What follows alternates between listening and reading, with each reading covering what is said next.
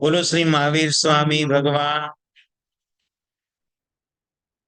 નમો અરિહંતાણમ. નમો સિદ્ધાણ. નમો આયરિયા.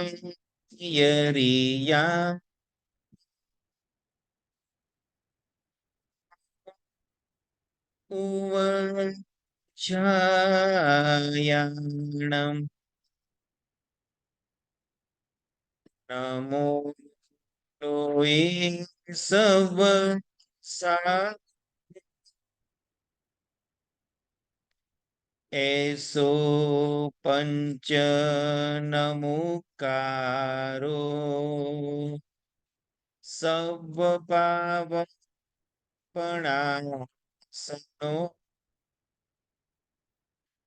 મંગલં ચ સવેસિમ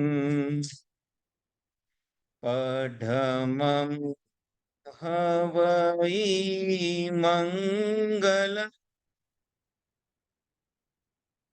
અપ્રમત જે નિતર હે ન વિહરખે ન વિશોચે રે સાધુ સુધા તે આત્મા શું મુંડે શું લોચે રે વીરજિનેશ્વર ઉપદેશે તમે સાંભળજો ચિતલાઈ રે આત્મ ધ્યાને આત્મા રીતિ મળે સવિયાઈ રે.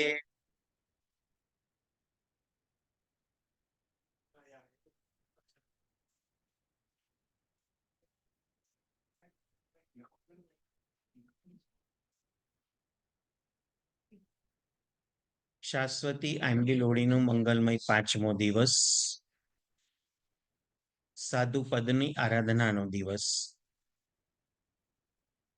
પરમાત્મા મહાવીર દેવના શાસનના પરમાર્થને પામેલા એવા રત્નશેખર સુરેશ્વરજી મહારાજા સિરી સિરીવાલ ગ્રંથના આધારે ગુરુ ગૌતમ સ્વામી ભગવંતના શબ્દોને ટાંકીને આપણને બોધ આપી રહ્યા છે કે આ જગતમાં તરવા માટેના અનેક આલંબનો છે, પરંતુ સર્વશ્રેષ્ઠ આલંબન જો કોઈ હોય તો એ નવપતજી ભગવંત છે. 5 દિવસથી આપણે એની વિચારણાઓ કરી જ રહ્યા છીએ.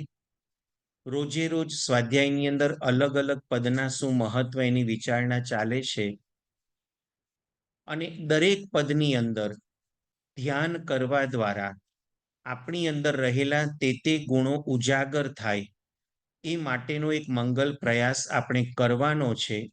દરેક પદના જે દુહા બોલીએ છીએ એની અંદર આ જ વાતો આવે છે કે અરિહંતનું ધ્યાન કેવી રીતે કરવું, સિદ્ધ પદનું ધ્યાન કેવી રીતે કરવું, આચાર્ય પદનું ધ્યાન કેવી રીતે કરવું, ઉપાધ્યાય પદનું ધ્યાન કેવી રીતે કરવું, અને આજે સાધુ પદનું ધ્યાન કઈ રીતે કરવું એની વાતો શાસ્ત્રકાર ભગવંતો મૂકી રહ્યા છે. એટલે માત્ર વાત કરી અને પરિપૂર્ણ નથી કર્યું, પણ એ વાતોને ધ્યાનમાં લઈને ધર્મ ધ્યાનના ચરણમાં પ્રવેશ કરીને આપણા આત્માને તે પદથી ભાવિત કરવાનો છે. આજે જ્યારે આપણે 5મા પદની આરાધના કરવા જઈ રહ્યા છે ત્યારે સાધુના ગુણ 27, અને એટલા માટે આજે 27 ખમાસમણા દીધા હશે, 27 લોગસનો કૌશક, 27 સાથ્યા, 27 પ્રદક્ષિણા, અને ઓમ રીમ નમોલોએ સભ્ભ સાહુણમ આ પદની 20 નવકારવાળી. સાધુ પદ આમ જોવા જઈએ તો ખૂબ મહત્વનું પદ છે. દરેક જગ્યાએ સંસારમાં પણ આપણને ખબર છે કે જે પણ કેન્દ્ર સ્થાને હોય એને જો આપણે સાચવી લઈએ તો બાકીનું બધું સચવાઈ જાય. એક્ઝામ્પલ તરીકે મારે અત્યારે સકળ શ્રી સંઘનું બહુમાન કરવું છે, પણ સમયની મર્યાદા એટલી નથી કે હું બધાને તિલક કરી શકું, બધાનું બહુમાન કરી શકું. તો સંઘ પ્રમુખ અત્યારે કેન્દ્ર સ્થાને ગણાય. સંઘ પ્રમુખનું બહુમાન કરું એટલે એમાં આખા સંઘનું બહુમાન આવી જાય. તો આ સેન્ટરને આપણે બરાબર રીતે મજબૂતાઈથી જો પકડી શકીએ તો એની આજુબાજુના બધા તત્વો આપણી અંદર ઓટોમેટિક આવી જાય.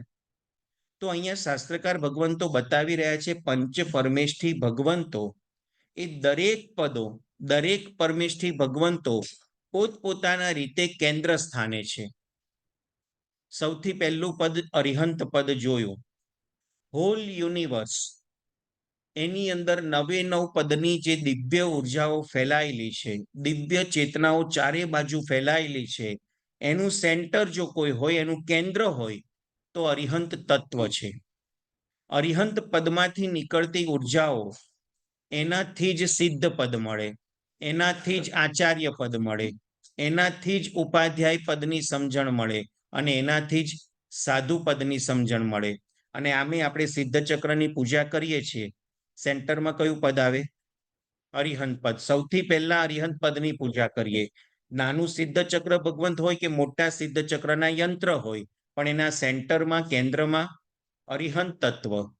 તો અરિહંત તત્વની આરાધના અને ઉપાસના 99 પદની આરાધના સાથે જોડાયેલી છે. બીજા નંબરે આપણે સિદ્ધ પદની આરાધના કરી. તો સિદ્ધ પદ કેન્દ્ર સ્થાને કઈ રીતે? લોક અને અલોકની વચ્ચે કેન્દ્ર સ્થાને જો કોઈ હોય ને તો એ સિદ્ધ પદ છે. 14 રાજલોકની આકૃતિ જો કોઈને ખ્યાલ હોય, કેડ ઉપર 2 હાથ દઈ 2 પગ પહોળા કરી અને આપણે ઊભા હોઈએ અને જે આકાર બને એ આકારનો આખો 14 રાજલોક છે. એમાં હું અને તમે બધા પરિભ્રમણ કરી રહ્યા છે. જે 84 લાખ યોની આપણે કહીએ છીએ, એ 84 લાખ યોનીના પરિભ્રમણ આ 14 રાજલોકની અંદર જીવોના થઈ રહ્યા છે. એ 14 રાજલોકના ટોપ સ્થાને જો કોઈ હોય તો સિદ્ધ ભગવંતો બિરાજમાન છે. એટલે કે આ 14 રાજલોકની જે આકૃતિ છે એમાં મસ્તકની શિખાના સ્થાને સિદ્ધ ભગવંતો બિરાજમાન છે. એની બહાર અલોકાકાશ છે. તો અલોકાકાશ અને 14 રાજલોક સ્વરૂપ લોકાકાશ એ બંનેના સેન્ટર સ્થાને, વચ્ચેના સ્થાને જો કોઈ હોય તો સિદ્ધ ભગવંતો છે. ત્રીજા નંબરે આચાર્ય પદની આરાધના. પંચ પરમેષ્ઠી ભગવંતમાં 2 પદ આગળ, 2 પદ પાછળ, વચ્ચે આચાર્ય પદ. તો એ રીતે આચાર્ય ભગવંતો પણ કેન્દ્ર સ્થાને છે. તો ઉપાધ્યાય પદની ગઈકાલે આપણે વિચારણા કરી. એ ઉપાધ્યાય ભગવંતો ગુરુ તત્વમાં કેન્દ્ર સ્થાને છે. આગળ આચાર્ય પદ, પાછળ સાધુ પદ, વચ્ચે ઉપાધ્યાય પદ. અને ઉપાધ્યાય પદ એ સાધુ અને આચાર્યને કેવી રીતે જોડી આપે એનું પણ આપણે ગઈકાલે વિચારણા કરી છે. તો ગુરુ તત્વની અંદર કેન્દ્ર સ્થાને ઉપાધ્યાય પદ. અને આજે આપણે જે વિચારણા કરવી છે એ સાધુ પદ. સાધુ પદ પણ કેન્દ્ર સ્થાને આખા 9 પદની અંદર 4 પદ ઉપર, 4 પદ પાછળ, વચ્ચે સાધુ પદ. તો આ રીતે પંચ પરમેષ્ઠી ભગવંતો બધા પોતપોતાની રીતે કેન્દ્ર સ્થાને બિરાજમાન છે. અને એટલા માટે શાસ્ત્રમાં બતાવવામાં આવ્યું કે જો પંચ પરમેષ્ઠી ભગવંતની આરાધના અને ઉપાસના સરસ રીતે કરવામાં આવે તો આપણે સ્વયં પંચ પરમેષ્ઠીમય બની જઈએ. એ પંચ પરમેષ્ઠીમાં આપણને સ્થાન જોઈએ છીએ. મારે એ સ્થાનમાં પ્રવેશ કરવો છે. તો પંચ પરમેષ્ઠી ભગવંતનું પ્રવેશ દ્વાર કયું? સાધુ પદ. સાધુ બને તે જ ઉપાધ્યાય બની શકે, સાધુ બને તે જ આચાર્ય બની શકે, સાધુ બને તે જ અરિહંત બની શકે અને સાધુ બને તે જ સિદ્ધ પણ બની શકે. અહીંયા કદાચ ઘણાને પ્રશ્ન થાય કે મરુદેવા માતા ક્યાં સાધુ બન્યા હતા? ભરત મહારાજા આરીસા ભુવનમાં કેવળ જ્ઞાન પામી ગયા, પૃથ્વીચંદ્ર ગુણ સાગર ઇલાયચી કુમાર, ઘણા બધા દ્રષ્ટાંતો.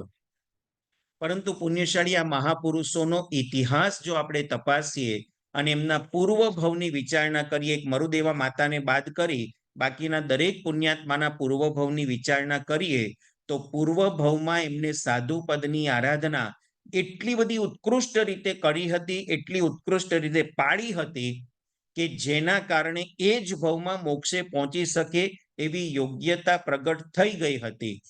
પરંતુ ક્યાંક આયુષ્ય કર્મ ઓછું પડ્યું અને એના કારણે એમની સાધનાને જે વેગ મળી અને મોક્ષે પહોંચવું જોઈએ એ વેગ અટકી ગયો અને બીજો ભવ એમને કરવો પડ્યો. તો પૂર્વ ભવમાં કરેલી સાધુ પદની સાધના એનું બળ બીજા ભવમાં એમને કામ લાગ્યું. તો બીજા ભવની અંદર સંસારમાં રહ્યા છતાં એમની અંદર સાધુતાના ગુણો પ્રગટ થયા.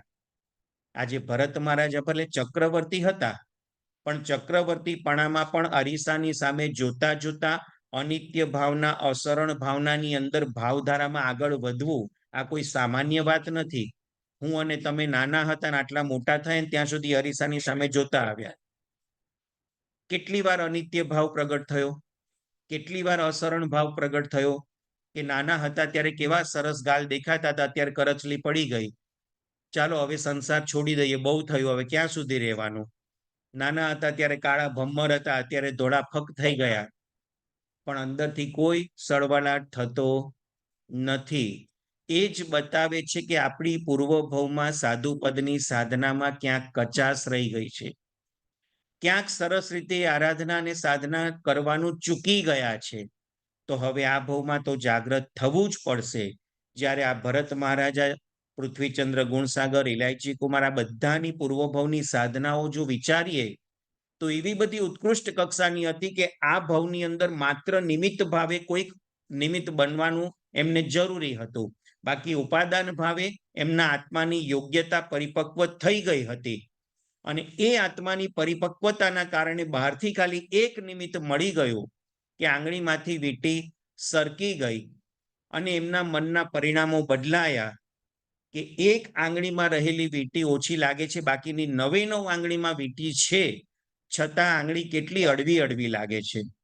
તો શું મારા શરીરની શોભા માત્ર બહારના આભૂષણોથી, મારું પોતાનું કોઈ સૌંદર્ય જ નહીં? અને એ વિચારધારામાં આગળ વધ્યા તો શરીરની મમતા એમની તૂટી, શરીરનો મોહ છૂટ્યો, આત્મભાવની અંદર આગળ વધ્યા કે આવા શરીર તો કેટલી વાર કેટલા ભાવની અંદર મેં મેળવ્યા, એ શરીરને સાચવવા માટે કેટલો પુરુષાર્થ કર્યો, પણ એ બધો પુરુષાર્થ નકામો ગયો. જેવું આયુષ્ય પૂરું થયું, કાઢો રે કાઢો એને સૌ કહે, જાણે જન્મ્યો જ નહોતો એકરે દિવસ એવો. તો આ જે કઈ માયા મમતા દેખાય છે બધી શરીરની જ દેખાય છે, તો મારા આત્માનું સૌંદર્ય શું? અને એ વિચારધારામાં આગળ વધ્યા કે જો મારા શરીરની બાહ્ય શોભા માત્ર આભૂષણોથી હોય તો મારે આભૂષણો જોઈતા જ નથી. એક વીંટી તો સહજતાથી નીકળી ગઈ હતી, બીજી વીંટી સામે ચાલીને કાઢી, ત્રીજી વીંટી સામે ચાલીને કાઢી. ધીમે ધીમે શરીર ઉપરના આભૂષણો ઉતરતા ગયા અને શાસ્ત્રકાર ભગવંતો કહે છે આત્મા ઉપરથી કર્મના બંધનો તૂટતા ગયા. બધા આભૂષણોનો ત્યાગ કર્યો અને આત્મા ઉપરથી શરીરની મમતા પણ સંપૂર્ણતયા નીકળી ગઈ. એ આરીસા ભુવનમાં ભરત મહારાજાને કેવળ જ્ઞાન, કેવળ દર્શનની પ્રાપ્તિ થઈ. તો આ સાધુ પદની આરાધનાનો જ્યારે આજે દિવસ છે ત્યારે આપણે બધાએ આ ઊંડાણથી વિચારણા કરવાની જરૂર છે કે સાધુતા શું છે. સાધુતા વગર અરિહંત પદ નથી, સિદ્ધ પદ નથી, આચાર્ય પદ નથી, ઉપાધ્યાય પદ નથી. એટલા માટે પંચ પરમેષ્ઠીનું પ્રવેશ દ્વાર એને સાધુ પદ તરીકે બતાવવામાં આવ્યું અને એ સાધુના ગુણ 27. ગઈકાલે જે વિચારણા કરી હતી એ જ પ્રમાણે 27 વખત 27 ગુણથી શોભતા એવા આપણા સાધુ ભગવંતો હોય. પણ સામાન્યથી આપણને સમજણ પડે એવા 27 ગુણની જો વિચારણા કરીએ તો સકલ તીર્થ સૂત્રની છેલ્લી 2 ગાથા, અઢી દ્વીપમાં જે અણગાર, 18 સહસ શિલંગના ધાર, પંચ મહાવ્રત સમિતિ સાર, પાડે પડાવે પંચાચાર.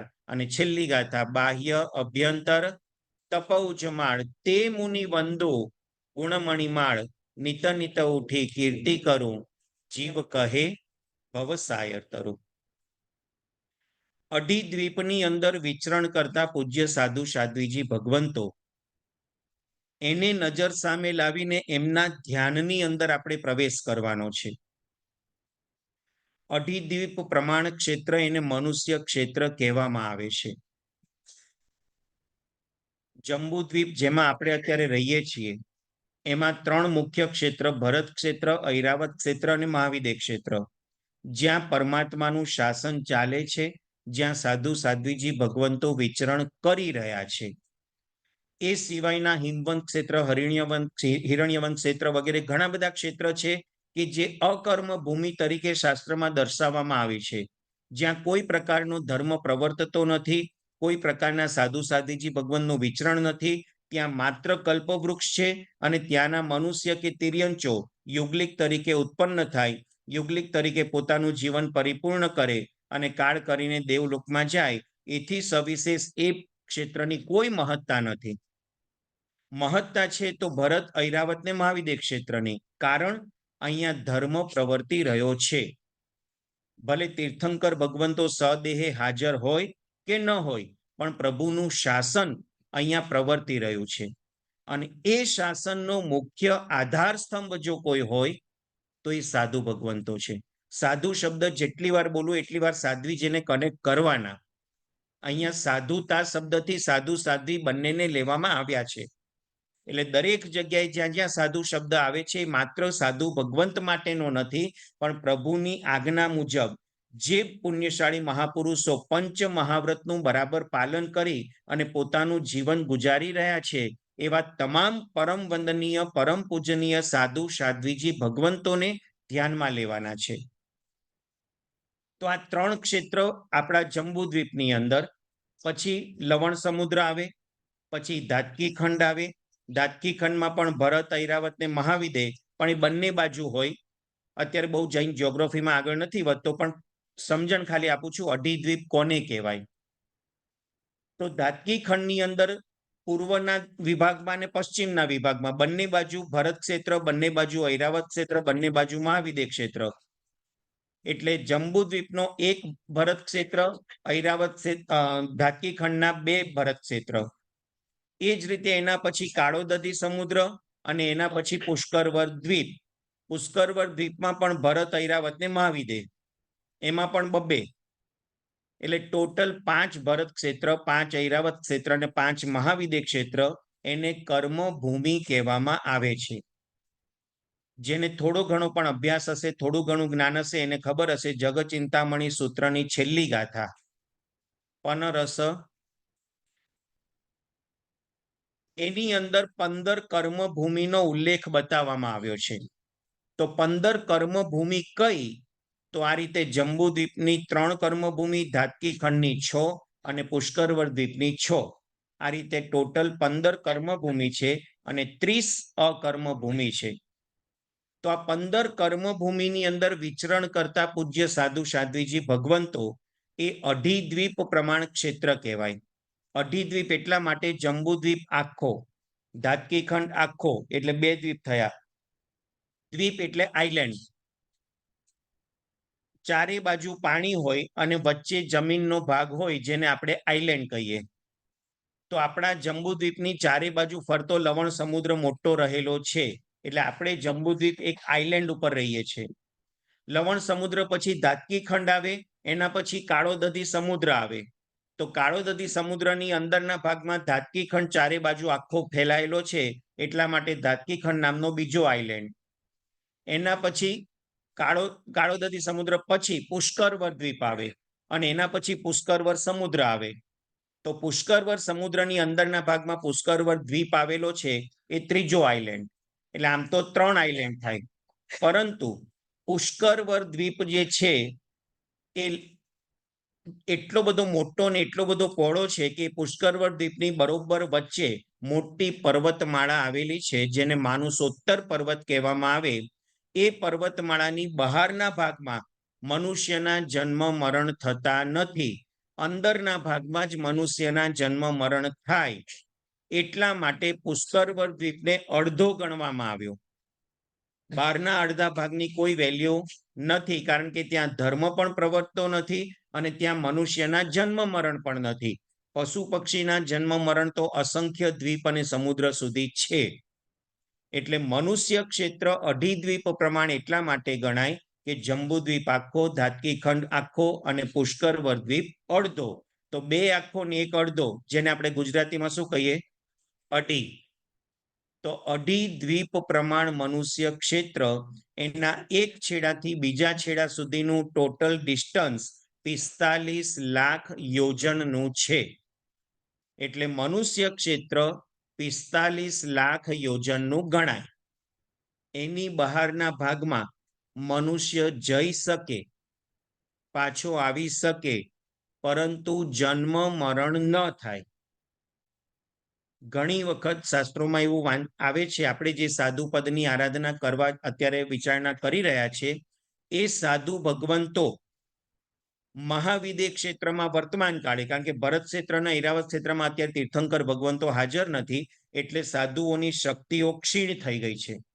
એનો આરાનો પણ પ્રભાવ છે. 5મો આરો પડતો કાળ, એનો પણ પ્રભાવ છે કે એવા સત્વશાળી, એવા જીનકલ્પી સાધુ સાધ્વીજી ભગવંતો અત્યારે આપણી વચ્ચે હાજર નથી. પણ મહાવિદ્ય ક્ષેત્ર, જ્યાં સિમંદર સ્વામી, યુગમંદર સ્વામી, બાહુ સ્વામી, સુબાહુ સ્વામી વગેરે 20 તીર્થંકર ભગવંતો અત્યારે એટ પ્રેઝન્ટ સાધુ અવસ્થામાં અરિહંત પદ પામી અને વિચરણ કરી રહ્યા છે. અને એમની નિશ્રામાં 9 કરોડ 2 કરોડ કેવળ જ્ઞાની ભગવંતો અત્યારે વિચરણ કરી રહ્યા છે. અને એમની આજ્ઞામાં 2000 કરોડ સાધુ સાધ્વીજી ભગવંતો એટ પ્રેઝન્ટ અત્યારે વિચરણ કરી રહ્યા છે. એટલે અત્યારે સાયન્ટિસ્ટો આપણને જે મનુષ્યના આંકડા બતાવીને એમ કે છે ને કે ભાઈ 700 અબજની વસ્તી થઈ ગઈ ને બહુ જ અત્યારે વસ્તી વધી ગઈ છે, એ બધી વાતો આપણને ખાલી ભરમાવવા માટે છે. આપણે ત્યાં તો શાસ્ત્રમાં મનુષ્યની સંખ્યા 29 ડિજિટમાં છે. બૃહદ ક્ષેત્ર સમાસનો જો અભ્યાસ કર્યો હશે તો આ ખ્યાલ હશે કે 29 ડિજિટ એટલી મોટી મનુષ્યની વસ્તી એટ પ્રેઝન્ટ અત્યારે ધરતી ઉપર જીવી રહી છે. એટલે 700-800 અબજ તો કોઈ વેલ્યુ જ નથી. તો આટલી મોટી સંખ્યામાં જે મનુષ્ય અહીંયા આગળ છે, એ મનુષ્યની અંદરથી સાધુ સાધ્વીજી ભગવંતો 2000 કરોડની સંખ્યામાં છે. આ બધું જગત ચિંતામણી સૂત્રના અર્થનું શાંતિથી વાંચન કરશો ને પુણ્યશાળી, તો એની અંદર બધા પદાર્થો ઉજાગર થશે. 2 કરોડ કેવળ જ્ઞાની ભગવંતો અને 2000 કરોડ સાધુ સાધ્વીજી ભગવંતો અત્યારે વિચરણ કરી રહ્યા છે. એમાંથી ઘણા બધા સાધુ સાધ્વીજી ભગવંતો વિશેષ ચારિત્ર જીવનની આરાધના અને વિશેષ તપશ્ચર્યાના પ્રભાવે ઉત્તમ એવી લબ્ધિઓને પ્રગટાવે. અને એ લબ્ધિઓમાં જંઘાચરણ લબ્ધિ વગેરે જે છે, જેના પ્રભાવે પોતે અહીંયાથી એક જ કૂદકો મારે તો અઢી દ્વીપની બહાર ઠેઠ 8મો નંદીશ્વર દ્વીપ છે, ત્યાં આગળ ઉડીને જઈ શકે. અને ત્યાં રહીને શાશ્વતા દેરાસરો એના દર્શન કરે, એના વંદન કરે, પરમાત્માની ભક્તિ કરે. અને એમનો સમય ત્યાં ઘણો બધો પસાર થાય, પાછા આવવાનું મન થાય ત્યારે પાછા ઉડીને અઢી દ્વીપની અંદર આવી જાય. તો મનુષ્ય ક્ષેત્રની બહારના ભાગમાં આવા લબ્ધિધર મહાપુરુષો આવાગમન કરતા હોય છે. ક્યારેક એવું બને અહીંયાથી જતી વખતે શક્તિ સારી હતી, ઉડીને પહોંચી ગયા, ત્યાં ગયા પછી શક્તિ ઓછી થઈ ગઈ, પાછી આવવાની શક્તિ રહી નહીં. તો શું થાય? આયુષ્ય પૂરું થવાના આરે આવી ગયું તો કોઈક દેવતાને અવધિ જ્ઞાનના બળે ખબર પડે કે આમનું આયુષ્ય પૂરું થવાની તૈયારીમાં છે, એટલે દેવતા ઉપાડી અને એમને મનુષ્ય ક્ષેત્રમાં મૂકી દે. તો આ રીતે અઢી દ્વીપની અંદર જે પૂજ્ય સાધુ સાધ્વીજી ભગવંતો વિચરણ કરી રહ્યા છે, એની આરાધના અને સાધનાનો આજે મંગલમય દિવસ છે.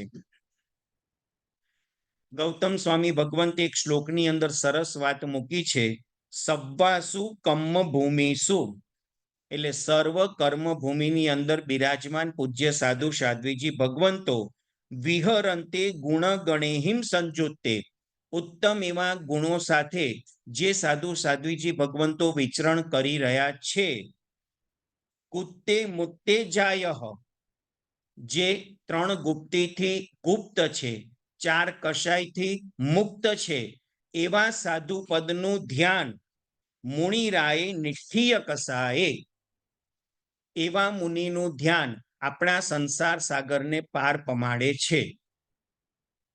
તો આ સાધુ સાધ્વીજી ભગવંતો જે અઢી દ્વીપમાં વિચરણ કરી રહ્યા છે, એની આજે આપણે સાધના એટલા માટે કરવી છે કે સાચા શ્રાવક તરીકે આપણું લક્ષ્ય એક જ હોવું જોઈએ કે ભગવાન તમારી કૃપાથી મને આવો ઉત્તમ જૈન ધર્મ પ્રાપ્ત થયો, આવું ઉત્તમ જૈન શાસન પ્રાપ્ત થયું, તો હવે મારી દરેક આરાધના અને સાધના એની પાછળનું અંતિમ લક્ષ્ય આ ભવનું જો કોઈ હોય તો એ સાધુ પદ જ હોઈ શકે.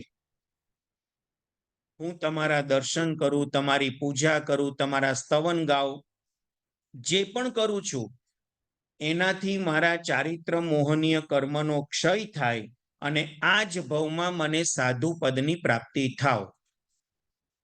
આપણે જ્યારે પરમાત્માની ભક્તિ કરીએ ને ત્યારે અષ્ટપ્રકારી પૂજા કરીએ, પછી સ્નાત્ર ભણાવીએ, બેનો પૂજા ભણાવે, આપણે આવતીકાલે મોટું પૂજન કરીશું, ગરમ પૂજન.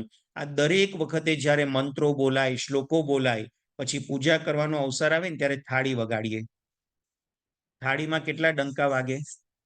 27 ડંકા એટલા માટે વગાડવામાં આવે છે, સાધુના ગુણ 27. તો થાળી વગાડી વગાડીને આત્માને જાગૃત કરવામાં આવે છે કે આ દરેક ક્રિયા પાછળ તારી સાધુતાનું લક્ષ્ય છે, એ પુણ્યશાળી તમે ચૂકી નહીં જતા. આ બધી જે કંઈ ક્રિયા કરો છો એની પાછળ તમારું લક્ષ્ય કયું છે? સાધુ પદને પામવાનું. અને એ સાધુના 27 ગુણ આપણી અંદર આવે એટલે ડંકા વગાડી વગાડીને આત્માને જાગૃત કરવામાં આવે છે.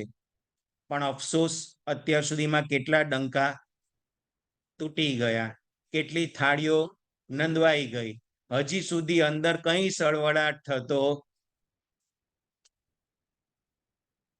ત્યાંથી આપણો ઉદ્ધાર થશે પુણ્યશાળી. મહાપુરુષો કેવું સરસ બધું ગોઠવીને ગયા છે, પણ આપણે છે ને ક્રિયાઓને પકડી રાખી, એની પાછળના રહસ્ય ચૂકી ગયા કે શેના માટે ડંકા વગાડવાના, શું કામ એની દરેક વખતે વારાફરતી આ ડંકા વગાડવાના.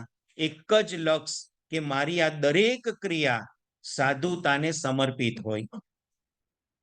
પરમાત્મા જ્યારે દીક્ષા લે ને ત્યારે સાધુ બને. પ્રભુજી કોની સાક્ષીએ દીક્ષા લે? સરસ. આપણે તો કોઈક ગુરુ ભગવંત પાસે દીક્ષા લઈએ અને એમની આજ્ઞાના પાલનમાં આપણે આવીએ, બરાબર છે. પણ પરમાત્માને માથે કોઈ ગુરુ હોય નહીં, એ સ્વયં સંબુદ્ધ છે. એટલા માટે પ્રભુજી કોઈને ગુરુ રાખીને ક્યારે પણ દીક્ષા ન લે. 24 તીર્થંકર ભગવંતો જ્યારે સાધુ જીવન અંગીકાર કરે ત્યારે પોતે પોતાના હાથે જ પોતાના શરીર ઉપર રહેલા વસ્ત્રો, અલંકારો એનો ત્યાગ કરે, પોતાના હાથે જ પંચમુષ્ટિ લોચ કરે. અને પછી જ્યારે હવે સંયમ જીવન અંગીકાર કરવું છે તો એમને પણ પ્રતિજ્ઞા તો ગ્રહણ કરવી જ પડે. અહીંયા ઘણા બધા આપણે એવા હોય કે પચખાણ ન લઈએ તો ચાલે, એમાં મનથી નક્કી કરી લેવાનું કે મારે આમ નથી કરવું, પણ પચખાણ લઈએ તો કેટલો દોષ લાગે જો ભાંગી જાય તો.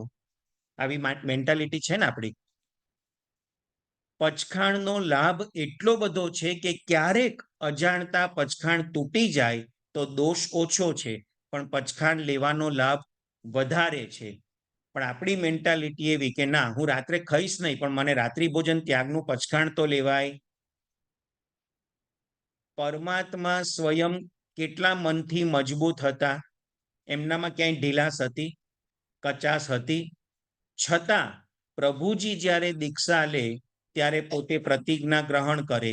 કોની સાક્ષીએ? સિદ્ધ ભગવંતની સાક્ષીએ કે હવે મારી તમામ મન વચન કાયાની પ્રવૃત્તિ હે સિદ્ધ ભગવંત આપને હું સમર્પિત કરું છું. મારા મન વચન કાયાના તમામ યોગો હવે માત્ર સિદ્ધત્વની દિશામાં જ આગળ વધશે.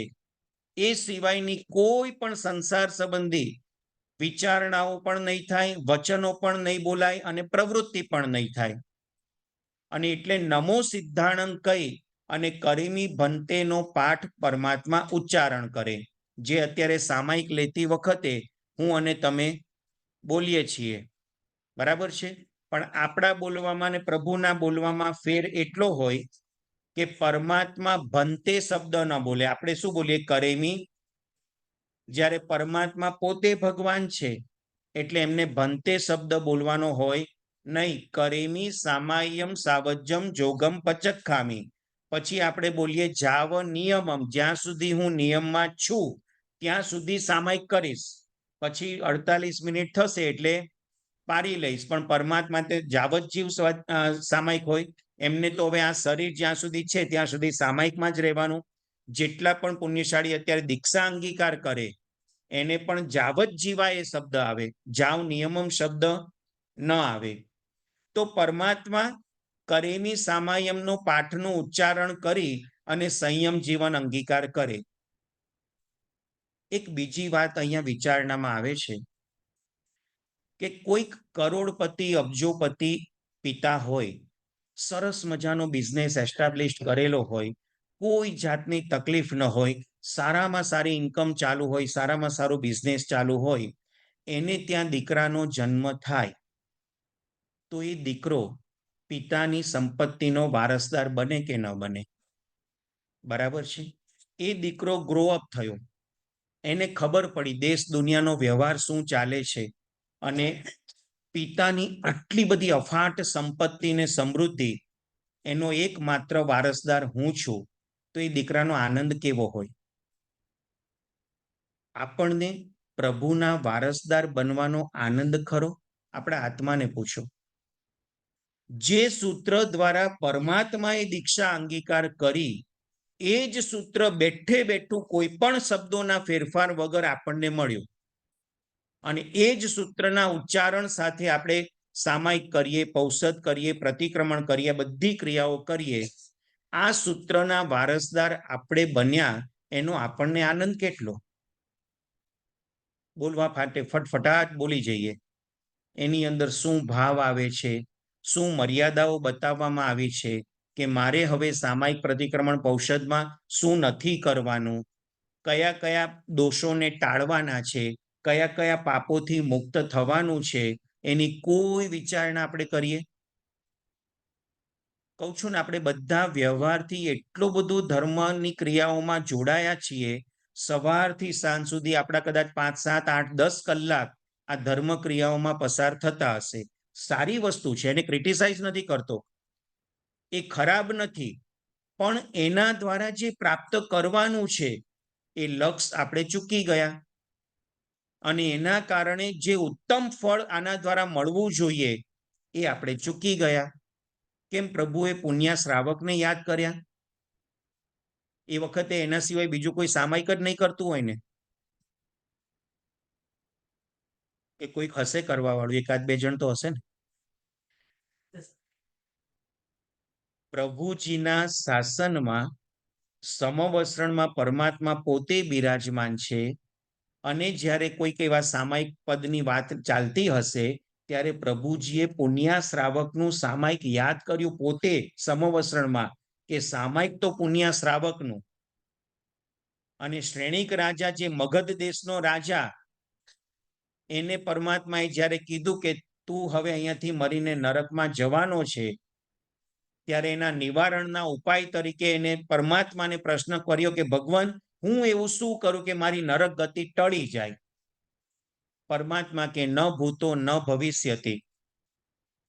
એક વખત જે ગતિ યોગ્ય આયુષ્ય બાંધી દીધું ત્યાં અવશ્ય મેં જીવે જવું જ પડે, એમાં કોઈ ફેરફાર ન થાય. હા, ત્યાંના આયુષ્યમાં ફેરફાર થઈ શકે, પણ એ ગતિમાં તો જવું જ પડે. છતાં ભગવાન કંઈક ઉપચાર બતાડો, અને પરમાત્માની એટલી બધી વિનંતી કરી. પરમાત્માએ શું કીધું? પુણ્ય શ્રાવકનું એક સામાયિકનું પુણ્ય તું ખાલી લઈ આવ, તારી નરક ગતિ દૂર થઈ જાય. શું તાકાત હશે સામાયિકમાં? વિચાર તો કરો. એક સામાયિકની તાકાત આખી નરક ગતિને ટાળી દે. અને એ સામાયિક કેવું હશે? આપણા જેવું 10 મનના, 10 વચનના, 12 કાયાના જે કોઈ લાગ્યા હોય એને મિચ્છામી.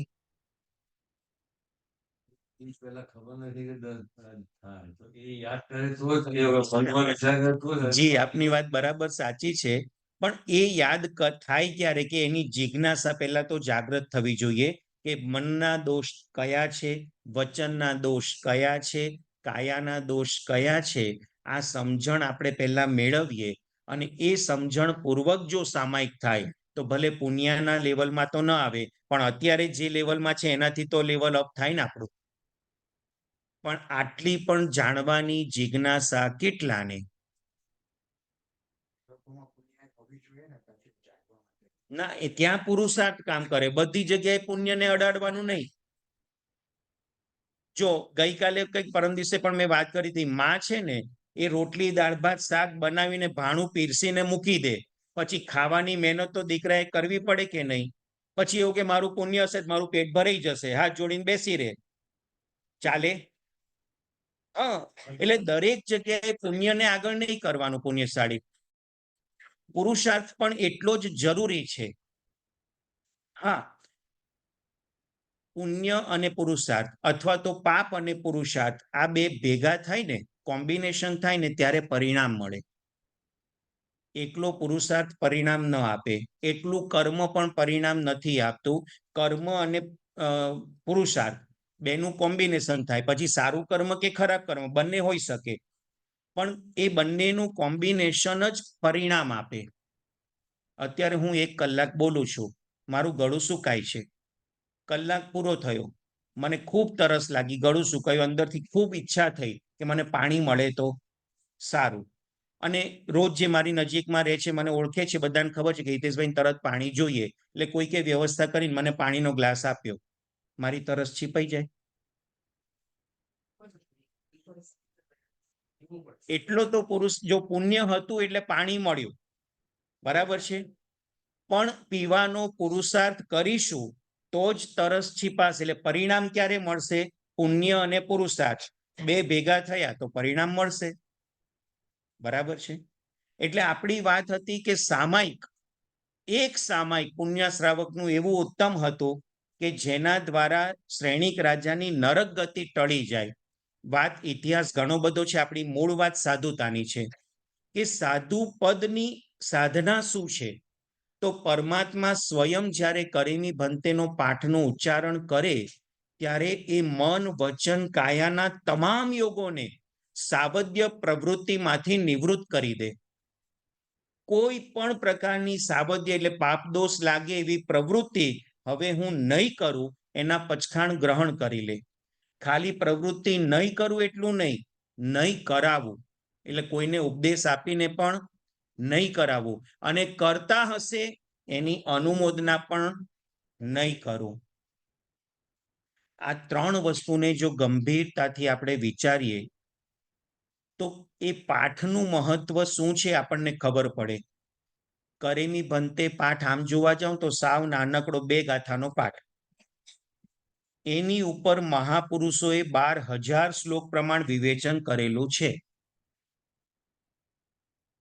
કેવા ભાવો અંદર ભર્યા હશે વિચાર તો કરો પુણ્યશાળી. ખાલી 2 ગાથાનું વિશ્લેષણ આટલું બધું થાય, 12,000 શ્લોક પ્રમાણ. અને સ્વયં પરમાત્મા પોતે દીક્ષા લેતા હોય એમને તો 3 જ્ઞાન હતા દીક્ષા લેતી વખતે: સંપૂર્ણ મતિ જ્ઞાન, સંપૂર્ણ શ્રુત જ્ઞાન અને સંપૂર્ણ અવધિ જ્ઞાન. આટલા બધા ઉત્તમ જ્ઞાનની અંદર એમને આ જ પાઠ દેખાયો કે મારા આ પાઠના ઉચ્ચારણ દ્વારા જ મારું કલ્યાણ સધાવાનું છે. તો એ પાઠની તાકાત કેવી હશે? આ સામાન્ય પાઠ નથી, એટલો બધો પવિત્ર મંત્ર છે. શાસ્ત્રમાં એનું એટલું બધું મહત્વ બતાવવામાં આવ્યું છે. ઘણી બધી આધિ વ્યાધિ ઉપાધિને દૂર કરનારા મંત્ર છે. સામાન્ય ગારુડી મંત્ર તો સાપના ઝેરને દૂર કરે, આ મંત્રના પ્રભાવે 8 કર્મના ઝેર દૂર થઈ જાય. પણ એ મંત્રને સાચા રીતે સરેન્ડર થવું પડે, એના શરણે જવું પડે. તો પરમાત્મા સાધુ પદની જ્યારે સાધનાના ક્ષેત્રમાં પ્રવેશ કરે છે ત્યારે પોતાની તમામ શક્તિઓને, મન વચન કાયાના તમામ યોગોને સિદ્ધત્વ ભણી ઢાળી દે છે કે હવે મારી દરેક પ્રવૃત્તિ માત્ર ને માત્ર સિદ્ધપદ મેળવવાને ધ્યાનમાં લઈ લીન હશે. અને ત્યારબાદ પોતે જે કંઈ સાધુ જીવન પાડે છે એ સાધુ જીવનની સાધનાના પ્રભાવે અંતે એમને કેવળ જ્ઞાન, કેવળ દર્શનની પ્રાપ્તિ થાય છે. તો આ સાધુ પદનું મહત્વ, એની ગરિમા શાસનમાં એટલી બધી બતાવવામાં આવી છે. પરમાત્માનું શાસન ચાલે ક્યાં સુધી? જ્યાં સુધી એક સાધુ, એક સાધ્વી વિદ્યમાન હશે ત્યાં સુધી પ્રભુનું શાસન ચાલશે. જે દિવસે છેલ્લા સાધુ કે સાધ્વીને કાળ કરી અને દેવલોકમાં જશે પછી પ્રભુ શાસનનો વિચ્છેદ થશે. કેટલી મોટી વાત કરી દીધી. સાધુ સાધ્વી પદની શું મહત્તા છે આના ઉપરથી આપણને ખ્યાલ આવે. અને એ સાધુ ભગવંતો જ્યારે સંયમ જીવન અંગીકાર કરતા હોય ત્યારે એમના હૃદયની જે ભાવનાઓ, શાસ્ત્રોમાં બધું વર્ણન આવે છે કે સંસારની તમામ પ્રકારની મોહ માયા મમતાનો ત્યાગ કરે, તમામ આડંબરો પ્રલોભનો એનો સંપૂર્ણતયા ત્યાગ કરે અને એ પોતે બસ મારે સિદ્ધિ પદની પ્રાપ્તિ કરવી છે તો એના માટે સાધુતા બહુ જ જરૂરી છે. એના વગર સાચી સાધના શક્ય નથી. તો એ સાધના કરવા માટે, સાધક બનવા માટે સાધુતાને અંગીકાર કરે. અને સાધુતાને અંગીકાર કર્યા પછીનું પણ એમનું જીવન જે બતાવવામાં આવ્યું છે, માત્ર 1 વર્ષનો દીક્ષા પર્યાય પ્રભુની આજ્ઞા મુજબનું સાધુ જીવન પાડે, ખાલી 1 વર્ષ, તો અનુત્તર વિમાનવાસી દેવલોકના દેવો જે સુખની અનુભૂતિ કરે એના કરતા વિશેષ સુખની અનુભૂતિ 1 વર્ષનો સાધુ કરી શકે.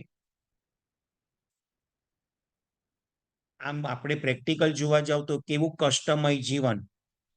ઉઘાડા પગે રહેવાનું, ઉઘાડા પગે વિહાર કરવાના, માથે પણ કોઈ છત્ર રાખવાનું નહીં, નાહવાનું નહીં, ધોવાનું નહીં, કેટલી બધી મર્યાદાઓનું પાલન કરવાનું. છતાં એ જ્યારે આત્મરમણતામાં લયલીન થાય, આટલા બધા ઉત્કૃષ્ટ કષ્ટમય જીવનની અંદર પણ આત્મભાવમાં જ્યારે સ્થિર થાય ત્યારે એના હૃદયમાંથી જે આનંદ ઉછાળા મારે એ એટલો બધો એક્સ્ટ્રીમ કક્ષાનો હોય કે અનુત્તરવાસી દેવલોકના દેવતાઓ જે સુખની અનુભૂતિ કરે એના કરતા વધારે અનુભૂતિ સાધુ કરી શકે. પણ એ ક્યારે? 5 સમિતિ અને 3 ગુપ્તિ એનું ઉત્કૃષ્ટ રીતે પાલન કરવા દ્વારા. 5 સમિતિ અને 3 ગુપ્તિ એને અષ્ટ પ્રવચન માતા કહેવામાં આવે. માતા કેવી હોય? બાળકનું બધી રીતે લાલન પાલન પોષણ કરે, બાળકને કોઈ ચિંતા ખરી? એના માટે માતાનો ખોળો એટલે સ્વર્ગ. આખી દુનિયામાં સૌથી શ્રેષ્ઠમાં શ્રેષ્ઠ અને સૌથી સેફમાં સેફ જો કોઈ બાળક માટેની જગ્યા હોય તો માતાનો ખોળો. બહાર ગમે એવો ઉલ્કાપાત મચ્યો હોય, ગમે એવી ધાંધલ ધમાલ ચાલતી હોય, ગમે તેવી પરિસ્થિતિનું નિર્માણ થયું હોય, બાળક જ્યારે માતાના ખોળામાં હોય ત્યારે એને કોઈ ચિંતા ખરી? એનાથી આગળ વધીને બાળક 4-5 વર્ષનું, 7 વર્ષનું થાય, માતા પિતાને એમ થાય ક્યાંક એને હરવા ફરવા લઈ જઈએ, બહાર લઈ જઈએ. એ બાળકને શું તૈયારી કરવાની? કંઈ જ નહીં. કયા કપડાં લેવા, કયા શૂઝ લેવા, કેવી રીતે બેગ પેક કરવી, ક્યાં બુકિંગ કરાવવા, હોટલમાં રહીશું, કોઈ જગ્યાએ રહીશું, ક્યાં જંગલમાં ફરવા જઈશું, ક્યાં નદી કિનારે જઈશું, કેવી રીતે જઈશું, ગાડી લઈને જઈશું, પ્લેનમાં જઈશું, કેવી રીતે જઈશું. બાળકને આમાંથી કેટલી ચિંતા? કારણ માતા મારી સાથે છે અને માતા બાળકની બધી જ કેર કરે. તો પરમાત્મા આપણી માતા છે. અષ્ટ પ્રવચન માતા એ સાધુ ભગવંતની માતા છે. માતા શબ્દ મૂક્યો છે. અત્યાર સુધી ખાલી અષ્ટપ્રવચન એકલો શબ્દ ક્યાંય સાંભળ્યો? જ્યારે જ્યારે બોલાય કે 5 સમિતિ 3 ગુપ્તીને શું કહેવાય, તો કે અષ્ટપ્રવચન માતા. ત્વમી માતા પિતા ત્વમી મિચ્છામિ દુક્કડમ. વર્તમાન સક્રસ્તવની છેલ્લે જે 5 ગાથા છે ને, લોકોત્તમો નિષ્પ્રતિમસ્ત્વમ એવ, એમાં બીજી ગાથા ત્વમે માતા પિતા નેતા દેવો ધર્મો ગુરુ પર પ્રાણા સ્વર્ગોપવર્ગશ્ચ સત્વમ તત્વમ ગતિર્મતિ. પરમાત્મા તમે જ મારી માતા છો, તમે જ મારા પિતા છો, તમે જ મારા દેવ છો, તમે જ મારા ગુરુ છો. મારે શેની ચિંતા? હવે હું મોક્ષે ન પહોંચું ને તો લાજ તમારી જશે, કારણ કે હું તમારા શરણે આવ્યો છું. અને તમારું શરણ સ્વીકાર્યા પછી જો તમે મને મોક્ષે ન લઈ જાઓ તો લાજ તમારી જશે.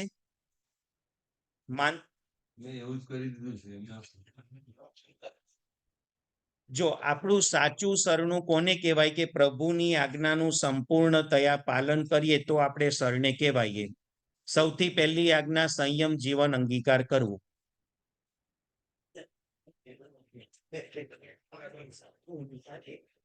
બીજી આજ્ઞા સંયમ જીવન સંપૂર્ણ પાડી નથી શકતા, દીક્ષા લઈ નથી શકતા, એના માટે શ્રાવકના 12 વ્રત બતાવ્યા. આપણને એમ લાગે છે કે એમના શરણે છીએ, પણ એમની આજ્ઞાનું પાલન આપણે કેટલું કરીએ છીએ પુણ્યશાળી? આપણે જાતને પૂછવાનું છે. તો સાચું શરણું કહેવાય કે હા, હું પરમાત્મા તમારી આજ્ઞા બરાબર પાડું છું, હવે જવાબદારી તમારી. એ માનતુંગ સુરી મહારાજા બોલી શકે. ભક્તામર સ્તોત્ર 10મી ગાથા નાસ્તમ કદાચિત નહીં, એ જ ગાથા છે. 10મી ગાથા કઈ આવે? નાત્યત ભૂતમ ભુવન ભૂષણ ભૂતનાથ ભૂતૈર ગુણૈર ભુવિ ભવંતમ અભીષ્ટુવંત તુલ્યા ભવંતિ ભવતો નનુ તેન કિમ વા ભૂત્યાશ્રિતમ ય ઇહ નાત્મ સમમ કરોતિ. છેલ્લી 2 લીટીનો અર્થ. માનતુંગ સુરી મહારાજા એમ કહે છે કે ભગવાન, હું તમારી સ્તુતિ કરું છું, સ્તવના કરું છું, તમારી આજ્ઞા અનુસાર જીવન જીવું છું. આ દુનિયાનો એક સામાન્ય નિયમ છે કે સારો શેઠિયો હોય એ વખત આવે પોતાને ત્યાં કામ કરતા મુનિમને પોતાના જેવો સંપત્તિવાન સમૃદ્ધિવાન બનાવી દે, એટલે કે પોતાની જેવો શેઠિયો બનાવી દે. તું તો 3 જગતનો શેઠિયો છે અને તારી ભક્તિ કરનાર હું જો તારા જેવો ન બનું તો લાજ તારી જશે, મારી કોઈ વાત નહીં થાય. આ માનતુંગ સુરી મહારાજા કહી શકે, આપણાથી બોલી શકાશે? તો પ્રભુનું શરણું જ્યારે સાચા અર્થમાં સ્વીકારવામાં આવે છે ને, ત્યારે ધર્મરુચિ અણગાર હોય, સનતકુમાર ચક્રવર્તી હોય, આ બધાની સાધુ જીવનની સાધના તમે જુઓ. એક એક એક્ઝામ્પલ આપણને એવા મળે છે કે ગમે એવા પોતે દુરાચારી હતા, વ્યભિચારી હતા, ગઈકાલે આપણે વાત કરી હતી દ્રઢ પ્રહારી, અર્જુન માળી, ગમે એવા આત્માઓ હતા, પણ પ્રભુના શરણે ગયા તો પ્રભુ બની ગયા. ધર્મરુચિ અણગાર પરમાત્માની આજ્ઞા મુજબ ઉત્તમ એવું સાધુ જીવન પાડી રહ્યા છે, તપસ્વી આત્મા છે. એનું પણ આગળનું જીવન વિચારો ને તો ધર્મરુચિ અણગાર તાપસ હતા, પ્રભુનું શાસન નહોતું મળ્યું, તાપસ જીવન જીવતા હતા. અને એમાં એક વખત જંગલમાં સાધુ ભગવાનનો ભેટો થયો, એની પાસેથી સાચો ધર્મ શું છે ખબર પડી અને થયું કે હું તો ખોટા માર્ગે છું, ભલે આટલી તપસ્યા બધું કરું પણ આ રીતે ઉત્તમ સાધુતાના ગુણો તો મારી અંદર છે નહીં. એટલે સાધુ ભગવાનના શરણે ગયો, દીક્ષા લીધી અને માસક ક્ષમણના પારણે માસક ક્ષમણની ઉગ્ર તપશ્ચર્યા આરંભી. અને પછી આપણને ખબર છે ઘણાને ધર્મરુચિ અણગારની વાત, એક વખત માસક ક્ષમણના પારણે ગોચરી માટે ગયા. ગોચરીની અંદર તુંબડીનું શાક એમને વોરાવવામાં આવ્યું, પણ એ કડવી તુંબડી હતી અને કડવી તુંબડી ઝેરી થઈ જાય. તો ઉપાશ્રયમાં લાવ્યા, ગુરુ ભગવાનને બતાવી. આપણા સાધુ ભગવાનનો એક આચાર હોય કે ગોચરી વોરીને આવે તો સીધા વાપરવા ન બેસાય, મોટા સાહેબને બતાવવી પડે, કારણ કે મોટા સાહેબ યોગ અને ક્ષેમ કરનારા છે. ગઈકાલે આપણે બધી વાતો થઈ ઉપાધ્યાય અને આચાર્ય પદ, કે સાધુઓનો કેવી રીતે યોગ અને ક્ષેમ કરે. ઘણી વખત મારા જેવા મીઠાઈના શોખીન હોય ને તો ગોચરીની અંદર મીઠાઈના બટકા વરી લાવે અને પછી મોટા સાહેબને બતાવવા જાય. 1-2 દિવસ ચલાવી લે, ત્રીજા દિવસે મીઠાઈનું બટકું પાત્રામાં જુએ ને એટલે તરત જ એ મીઠાઈનું બટકું હાથમાં લે, દાળની અંદર ભેગું કરી નાખે, વાપરી લો.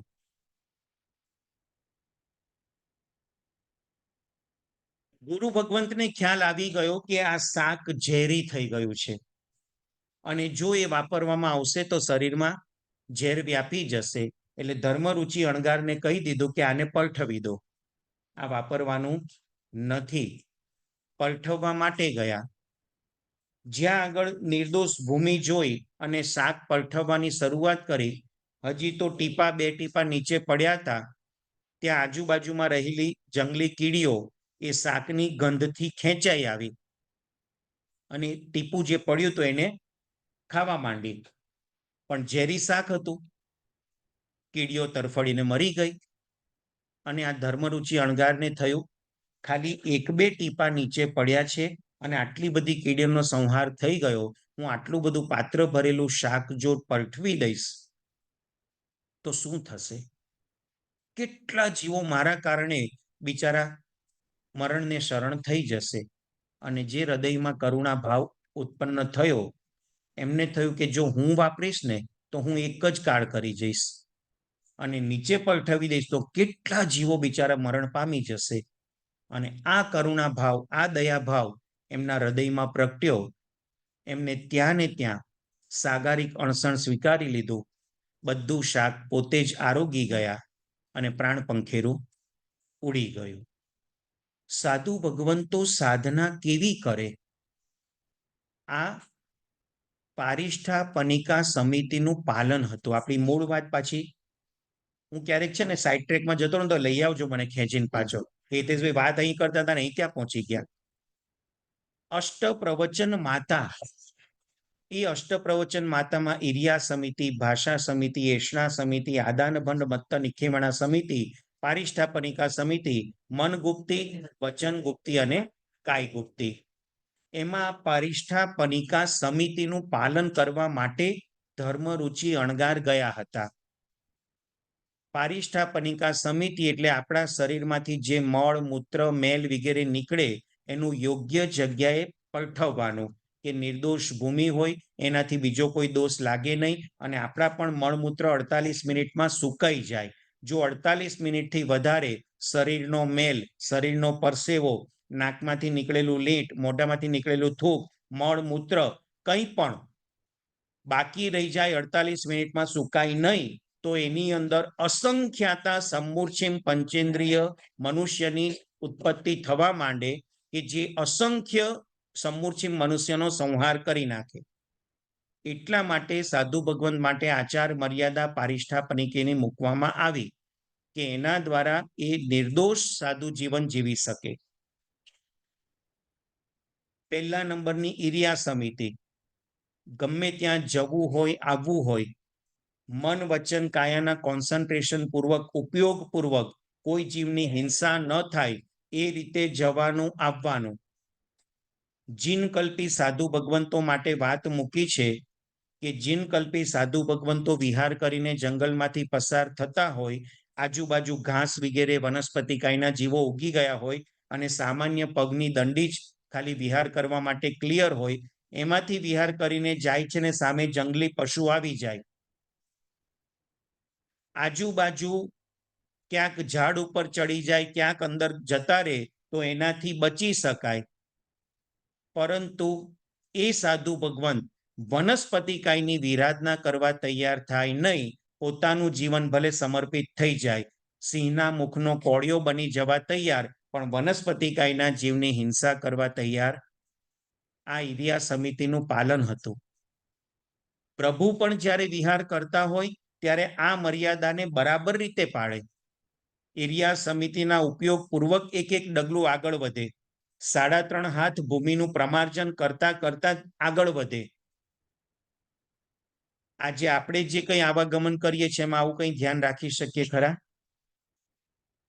આપણે ચાલવાની વાત જ ક્યાં છે? દેરાસરની બહાર નીકળ્યા અને ગાડી, હિતેશભાઈ ઉભા રહો, હું ગાડી અહીંયા જરા દરવાજે લઈ આવું, એટલું ચાલવાનું નહીં. અને પછી ગાડીના પૈડા નીચે કેટલા જીવોનો કચ્ચરગાણ. ક્યાં પ્રભુનું શરણ આવ્યો આમાં? ક્યાં પ્રભુની આજ્ઞાનું પાલન આવ્યું? બીજા નંબરની ભાષા સમિતિ, એને પણ સાધુ ભગવંતો ઉત્કૃષ્ટ રીતે પાડતા હોય. બહુ જ મર્યાદાપૂર્વક અને પરમાત્માની આજ્ઞાપૂર્વક જ બોલવાનું. એક પણ શબ્દ, એક પણ વાક્ય એવો ન નીકળે કે જે પ્રભુની આજ્ઞા બહારનો હોય. એને ભાષા સમિતિનું પાલન કર્યું કહેવાય. પ્રભુ મહાવીરદેવનો આત્મા ત્રીજા ભવની અંદર જ્યારે ઋષભદેવ ભગવાનના પૌત્ર તરીકે મરીચી તરીકે હતા, ઋષભદેવ ભગવાન પાસે દીક્ષા લીધી, પણ પછી સાચું સાધુપણું પાડી ન શક્યા, ત્રિદંડીનો વેશ ધારણ કર્યો. અને એ વખતે એમના શરીરમાં ગ્લાની આવી ગઈ, રોગ આવી ગયો, એની સેવા શુશ્રૂષા કોઈ સાધુ કરતા નથી. એ વખતે એમને શિષ્ય બનાવવાની ઝંખના જાગૃત થઈ અને કપિલ નામનો રાજકુમાર જ્યારે એની પાસે આવ્યો, ત્યારે પહેલા તો એવું જ કીધું કે તું પ્રભુ પાસે જા ને ત્યાં દીક્ષા લે. અને કપિલ રાજકુમારે કીધું કે ધર્મ ત્યાં છે, શું તમારી પાસે ધર્મ નથી? અને એ વખતે શિષ્ય બનાવવાની જે લાલચ હતી એ ઉજાગર થઈ અને એક વાક્ય ખોટું બોલ્યા, કપિલ ધર્મ ત્યાં પણ છે, ધર્મ. એક જ વાક્ય, ઉત્સૂત્ર પ્રરૂપણા.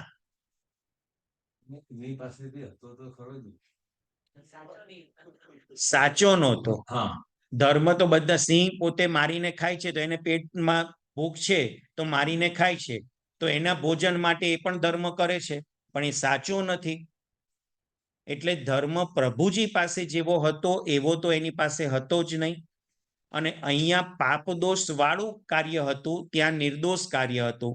પ્રભુજી પાસે જે દીક્ષા લે એ 5 સમિતિ 3 ગુપ્તીનું પાલન કરી શકે. અહીંયા એમની પાસે દીક્ષા લે તો નાવું, ધોવું, સારા કપડાં પહેરવા, પગમાં ચંપલ પહેરવા, માથે છત્ર રાખવું, તો આ સાચો ધર્મ નહોતો. તો આ એક ઉત્સૂત્ર પ્રરૂપણા થઈ, એના કારણે અનંત સંસાર એમનો વધી ગયો. આપણે તો ક્યારેય ખોટું બોલતા જ નથી.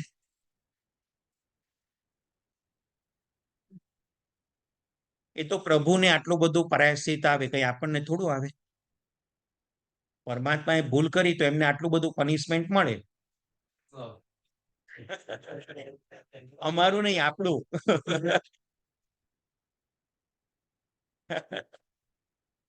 તો આ બીજા નંબરની ભાષા સમિતિનું પાલન સાધુ ભગવંતો કરતા હોય. ત્રીજા નંબરે એષણા સમિતિ, એમને જ્યારે ગોચરી વગેરે લેવાની હોય, પાણી વગેરે, પ્રાસુક જળ વગેરે લેવાના હોય, તો 42 દોષ રહિત ગોચડી મેળવવા માટે પ્રયત્ન કર્યો. ગોચરી શબ્દ પણ શેના પરથી આવ્યો છે ખબર છે? સરસ. ગાય એને ગૌ કહેવામાં આવે. તો ગાય ચરી ચરીને, એટલે ફરતા ફરતા છે ને ઘાસ થોડું થોડું ખાતી જાય, એક જ જગ્યાએથી બધું ઘાસ ન ખાઈ જાય. એ ગાય થોડુંક ઘાસ અહીંયાથી, થોડુંક ઘાસ અહીંયાથી, થોડુંક ઘાસ અહીંયાથી, એ રીતે ફરતા ફરતા ફરતા ફરતા બધી બાજુથી પોતે થોડું થોડું લે, ત્યાં આગળ બહુ નુકસાન ન થાય ને પોતાનું પેટ ભરાઈ જાય. એમ સાધુ સાધ્વીજી ભગવંતો એક જ ઘરમાંથી પાત્રા ભરીને ન લે, દરેક જગ્યાએ ઘરે ઘરે ફરતા ફરતા થોડું થોડું થોડું થોડું ગ્રહણ કરતા કરતા પોતાનું જે જરૂરિયાત જેટલું છે એટલું ગ્રહણ કરે. એના પરથી ગોચરી શબ્દ આવ્યો. પણ એમાં પણ નિર્દોષ ગોચરી માટે સતત પ્રયત્ન કરે. 42 દોષ વગરની ગોચરી, એને એષણા સમિતિનું પાલન કર્યું કહેવાય. ત્યારબાદ આદાન ભંડ મત્ત નિખેવણા સમિતિ, કોઈ પણ વસ્તુ લેવી હોય, મૂકવી હોય, તો પૂરેપૂરા ઉપયોગપૂર્વક, ક્યાંય પણ એક પુસ્તક પણ અહીંયાથી લઈને અહીંયા મૂકવું છે તો નીચે કોઈ જીવજંતુ વગેરે છે નહીં ને, એના ઉપયોગપૂર્વક અહીંયાથી સાચવીને લે, સાચવીને મૂકે.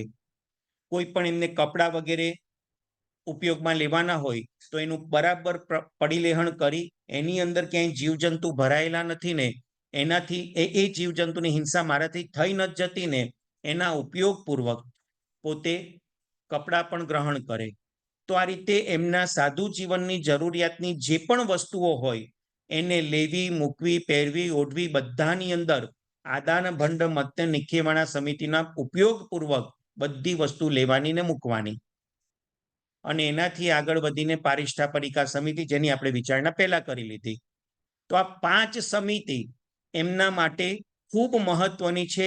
એનું જો બરાબર પાલન કરે તો આ 5 સમિતિ માતા બની અને સાધુનું રક્ષણ કરે, એને દુર્ગતિમાં જવા ન દે, એને સદગતિ તરફ પ્રયાણ કરાવે અને અંતે પરમ ગતિ સુધી પહોંચાડે એવી તાકાત આ 5 સમિતિની અંદર છે. અને એને સંલગ્ન 3 ગુપ્તિ, મન ગુપ્તિ, વચન ગુપ્તિ, કાય ગુપ્તિ. મનથી કોઈ પણ જાતનો અશુભ વિચાર પ્રવેશી ન જાય એની સતત જાગૃતિ, અને એ જાગૃતિ સાથે મનની અંદર શુભ વિચારો ચાલતા હોય એનાથી શુદ્ધમાં પ્રવેશ કેવી રીતે કરવાનો એના માટેનો પ્રયત્ન, પુરુષાર્થ. અત્યારે આપણને બધાને એમ જ થાય કે અશુભ ન કરીએ ને શુભ કરીએ એટલે ઘણો મોટો ધર્મ કરીએ છીએ. હકીકતમાં અશુભ પણ કર્મ બંધાવે અને શુભ પણ કર્મ બંધાવે. અશુભ પ્રવૃત્તિઓ પાપ કર્મ બંધાવે અને શુભ પ્રવૃત્તિઓ પુણ્ય કર્મ બંધાવે. આખરે તો કર્મનો બંધ જ છે. એ કર્મથી સંપૂર્ણતયા મુક્ત થવું હોય તો અશુભ અને શુભ બંનેનો ત્યાગ કરી શુદ્ધની અંદર જો તમે સ્થિર થઈ જશો તો જ સંપૂર્ણ બધા કર્મનો ક્ષય થશે. તો આપણે બધા અત્યારે મોટે ભાગે શું કરીએ છીએ, અશુભથી દૂર થઈએ અને શુભમાં રહીએ એટલે એમ થાય કે મેં ઘણો બધો ધર્મ આરાધી લીધો. પણ શાસ્ત્રકાર ભગવાન તો એના પછીનું સ્ટેપ પણ આપણને બતાવે છે કે હે પુણ્યવાન, તું શુભમાં અટકી ન જા, શુદ્ધની અંદર પ્રવેશ કરવા માટેનો પુરુષાર્થ કર. પ્રભુજીએ 12.5 વર્ષની સાધનામાં આ જ કર્યું. દીક્ષા લીધી ને ત્યારથી અશુભમાંથી તો દૂર થઈ જ ગયા. હવે શુભની અંદર છે એમાંથી શુદ્ધમાં જવા માટેનો પ્રયત્ન કર્યો, પણ એ પ્રયત્ન એવો નહોતો કે એક દિવસમાં શુદ્ધમાં પહોંચી જવાય. એના માટે 12.5 વર્ષની સાધના કરી, શુદ્ધમાં રહેવા માટે પ્રયત્ન કરે, પાછું મન વિચલિત થાય, શુભમાં આવે, શુદ્ધમાંથી ઉતરે તો શુભમાં આવે, અશુભમાં તો નહોતા જ પહોંચતા, ફરી પાછું શુદ્ધમાં લઈ જાય મનને, પાછું શુભની અંદર આવી જાય, શુભ અને શુદ્ધ, શુભ અને શુદ્ધ. એમ કરતા કરતા જ્યારે છેલ્લું પુષપ જોરદાર મળ્યું, વૈશાખ સુદ દસમનો એ મંગલમય દિવસ, રુજુવાલિકા નદીના કિનારે ગોદોહિકા આસને શાલી વૃક્ષની નીચે પ્રભુજી જ્યારે વૈશાખ મહિનાના સૂર્યના તાપની આતાપના લેતા હતા, એ વખતે દિવસના 3 પ્રહર વીતી ગયા હતા, ચોથો પ્રહર ચાલુ હતો, અને એ વખતે પરમાત્મા શુદ્ધની અંદર એવા સ્થિર થયા, એવા સ્થિર થયા, એવા સ્થિર થયા કે શુભ ભાવો પણ ત્યાં આગળ સંપૂર્ણ ક્ષય થયો. એના કારણે પુણ્ય કર્મ પણ સંપૂર્ણતયા ક્ષય થયા અને એમને ઘાતી કર્મ એટલે કે જ્ઞાનાવર્ણ્ય, દર્શનાવર્ણ્ય, મોહની અને અંતરાય, આ 4 ઘાતી કર્મનો સંપૂર્ણ ક્ષય કરી પ્રભુજી કેવળ જ્ઞાન અને કેવળ દર્શન પામી શક્યા. ઉત્તરાધ્યયન સૂત્ર, જે આપણે સાંજના પ્રવચનનો સ્વાધ્યાયનો વિષય છે, એની અંદર એક વાત આવે છે. એક સાધુ ભગવંત પોતાના ગુરુ સાથે સરસ સંયમ જીવનની સાધનામાં આગળ વધી રહ્યા છે. એક વખત પોતે જ્યારે ગોચરીએ જાય છે ત્યારે એમના ગુરુ ભગવાનની આજ્ઞા લઈને ગયા. ગુરુ ભગવંતે કીધું કે આજે એક છરી તું વોરી લાવજે. સામાન્યથી સાધુ ભગવંતો છરી, ચપ્પુ એવું કંઈ, આ ગુરુને સમર્પિત સાધુ હતા એટલે મનથી બીજો કોઈ વિચાર પણ કરવાનો નહોતો. ગુરુ ભગવાન જે પણ મારા માટે કરે, મને કહે, એ મારા કલ્યાણ માટે જ હોય, આવો સમર્પણ ભાવ એમની અંદર જાગ્રત હતો. જે રીતે ગૌતમ સ્વામી ને મહાવીર સ્વામી, ગૌતમ સ્વામી ભગવાનનું જીવન ચરિત્ર આપણને બધાને ખ્યાલ છે. પ્રભુનો અંતિમ સમય જ્યારે નજીક આવ્યો, પ્રભુએ આજ્ઞા કરી કે ગૌતમ તમે દેવ શર્માને પ્રતિબોધ કરવા. એ વખતે કયો દિવસ હતો? આસો-વદી અમાસ. અને દિવસ હતો કે રાત હતી? રાતનો સમય હતો. પ્રભુજીના સમવસનની દેશના પરિપૂર્ણ થઈ. પ્રભુજી પોતાના કેવળ જ્ઞાનના બળે પોતાનું આયુષ્ય જાણે છે કે હવે મારું આયુષ્ય પૂરું થવાની તૈયારીમાં છે. અને પરમાત્માએ ગૌતમ સ્વામીને કીધું કે તમે દેવ શર્માને પ્રતિબોધ કરવા માટે જાઓ. ગૌતમ સ્વામીએ એ પણ પોતે 4 જ્ઞાનના અધિપતિ હતા. મતિ જ્ઞાન, શ્રુત જ્ઞાન, અવધિ જ્ઞાન ને મનપર્ય જ્ઞાન. ધારત 1 સેકન્ડ માટે માત્ર જો પોતાના મનનો ઉપયોગ કરત કે પ્રભુ આમ એમ કે છે કે સાધુઓએ રાત્રે વિહાર કરાય નહીં, અને અત્યારે મને પરમાત્મા કેમ આજ્ઞા કરે છે કે તમે દેવશર્મા પાસે જાઓ, આટલો માત્ર વિચાર પણ કર્યો હોત ને તો એમના જ્ઞાનથી એમને ખબર પડી જાત કે પ્રભુનું નિર્વાણ નજીક છે. પણ જેને પરમાત્માના શરણમાં પોતાનું જીવન આપી દીધું ને, એને મગજ પણ કાઢીને પ્રભુના ચરણે મૂકી દીધું. મનથી પણ એક શંકા કે ક્વેશ્ચન ઉભો નહીં કરવાનો કે પ્રભુ મને આ કેમ આજ્ઞા કરે છે. નહીં, મારા પ્રભુએ કીધું તહતથી. આવો જ શરણાગતિનો ભાવ આ ઉત્તરાધ્યયન સૂત્રની અંદર સાધુ ભગવંતનો બતાવે છે. ગુરુ ભગવંતે કીધું એક છરી વોરીને લાવજો. સાધુ ગયા, યોગ્ય શ્રાવકના ઘરે છરી માંગી હશે, છરી લઈને આવ્યા, ગુરુ ભગવંતને આપી દીધી. અત્યારે પણ કોઈ પ્રશ્ન નહીં કે સાહેબ તમે છરી કેમ મંગાવી, શું કામ પડ્યું, કાંઈ જ નહીં. ગુરુ ભગવંતની આજ્ઞા મારા માટે કલ્યાણકારી હશે, બસ એમને જરૂરિયાત હશે, મંગાવી, એમાં મારે પ્રશ્ન શું પૂછવાના. કાર્ય પૂરું થયું. ગુરુ ભગવંતે પણ છરી બાજુમાં મૂકી દીધી. આખો દિવસ પસાર થયો. નથી ગુરુ ભગવંત છરીનો ઉપયોગ કરતા, નથી સાધુ ભગવંત પૂછતા કે મંગાવી તો ઉપયોગ તો કરો. આપણા જેવા હોશિયાર વ્યક્તિ કહેતો ખરા ને કે ગુરુદેવ મંગાવી શેના માટે, આ ઉપયોગ તો કંઈક તો કરો એનો. નહીં, સંપૂર્ણતયા સમર્પિત ભાવ. સાંજ પડી, પ્રતિક્રમણ પૂરું થયું, છેલ્લો 1 પ્રહરનો સ્વાધ્યાય થયો, સંથારા પોરસી બોલીને સૂઈ ગયા. અડધી રાત્રે ગુરુ ભગવંત ઊભા થયા, હાથમાં છરી, અને જે શિષ્ય પાસે મંગાવી હતી એની પાસે પહોંચ્યા. શિષ્ય સૂતેલો છે. ગુરુ ભગવંત નમ્યા એની પાસે, પણ એમનાથી શરત ચૂક થઈ ગઈ ને છરી પડી ગઈ. અવાજ આવ્યો. શિષ્ય એકદમ જાગી ગયો.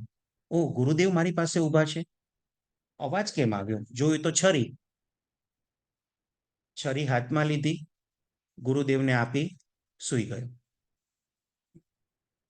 અત્યારે પણ મનમાં કોઈ સંકલ્પ વિકલ્પ નહીં કે અડધી રાતનો સમય છે, મારા ગુરુદેવ મારી પાસે ઊભા છે, હાથમાં છરી છે. આપણે હોય તો શું વિચાર આવે?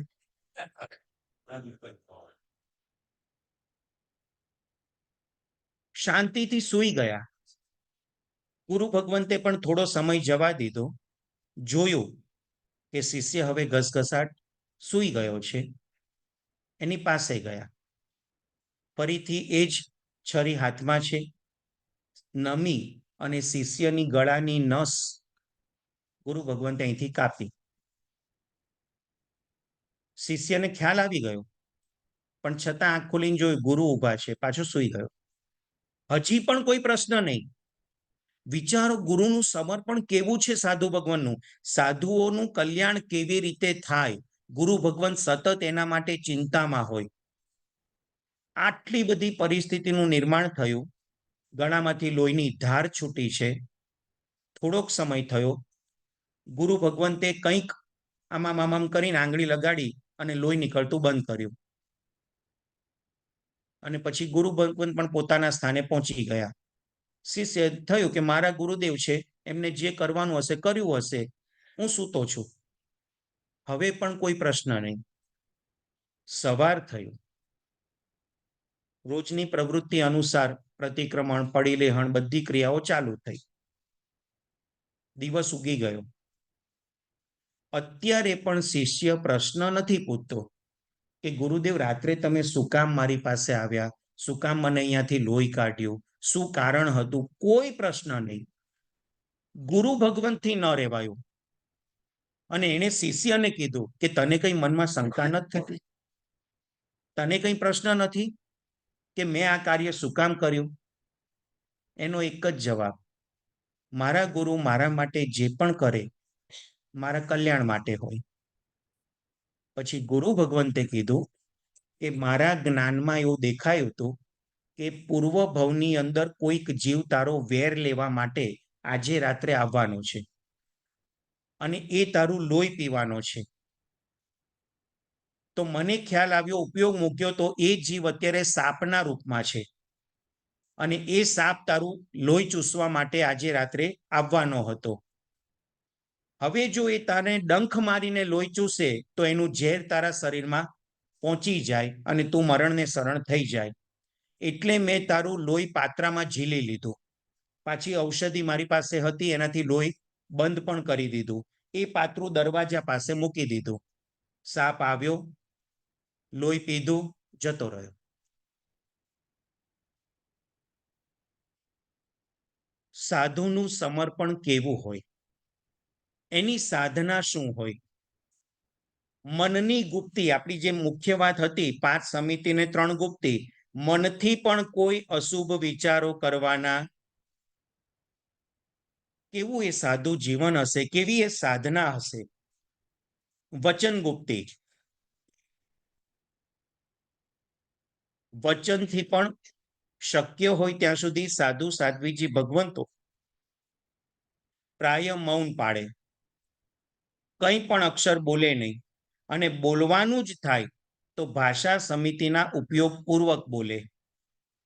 બાકી બધામાં એક એક પદ મૂકવામાં આવ્યું, એરિયા સમિતિ, એષણા સમિતિ, આદાનભણ, પણ ભાષાને 2 રીતે ડિવાઈડ કરવામાં આવી, ભાષા સમિતિ અને વચન ગુપ્તી. કારણ કે મોટા ભાગના કર્મ આપણે આના દ્વારા જ બાંધીએ છીએ.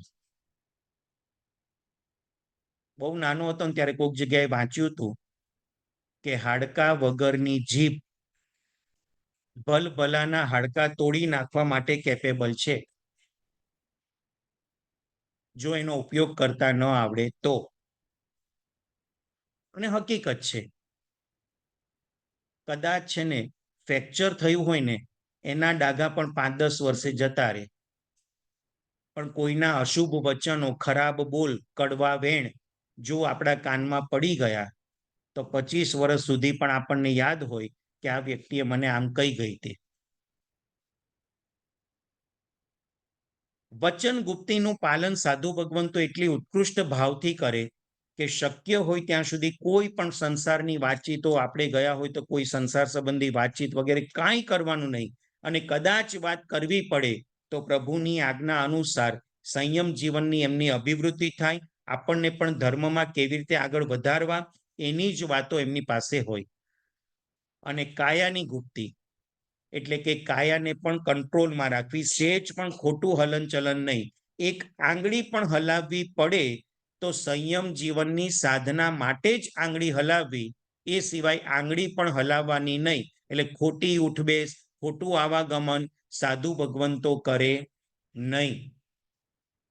આવી 5 સમિતિ અને 3 ગુપ્તીનું પાલન કરતા કરતા સાધુ ભગવંતો જીવનમાં આગળ વધતા હોય, એ સાધુ પદની જ્યારે આપણે આરાધના કરતા હોઈએ તો આપણું જીવન પણ કેવું ઉન્નત હોવું જોઈએ. આપણી મર્યાદામાં રહીને આપણે પણ 5 સમિતિ અને 3 ગુપ્તીનું યથાશક્તિ, સંપૂર્ણ પાલન તો શક્ય જ નથી, પણ યથાશક્તિ રોજ જેટલું બોલબોલ કરીએ છીએ ને, આજે નક્કી કરીએ કે આજે 5, 10, 15 મિનિટ એવું મૌન પાડવું છે જેમાં મારે એક અક્ષર પણ બોલવો નથી. આજે 15 મિનિટ માટે એવો સમય પસાર કરવો છે, કોઈ પણ અશુભ વિચાર મનમાં પ્રવેશ કરવા દેવો નથી. અને આજે શરીરનું ખોટું હલનચલન પણ મારે બંધ કરવું છે.